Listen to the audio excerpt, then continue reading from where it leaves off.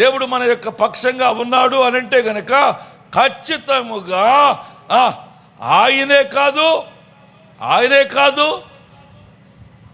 ఆయన అధికారం, ఆయనే కాదు ఆయనకు సంబంధిత, ఆయనే కాదు పరలోకం, ఆయనే కాదు ఆయన వాగ్దానం, ఆయనే కాదు ఆ ప్రవహిస్తున్న యొక్క ఇమ్మానుయేలు యొక్క రక్తము మన వైపే పారుతుంది. ఈరోజు రోగ పీడిత ఆత్మతో నశించిపోతున్న వాళ్ళ బలహీనపరచబడుతున్నారు. ఈ రోజు నా దేవాది దేవుడు ఇమ్మానుయేలు యొక్క రక్తము నిన్ను స్వస్థపరచును గాక. యేసు నామములో దైవికమైన స్వస్థత శక్తి బలముగా ఎవరైతే రోగులు ఉన్నారో ఆ రోగుల మీదకి బలముగా ఆ ఇమ్మానుయేలు యొక్క రక్తము స్వస్థపరచును గాక, బాగు చేయును గాక, విడుదల ఇచ్చును గాక.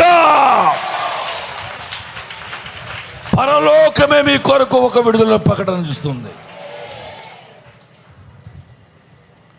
హల్లెలూయా. మీరు నమ్మండి.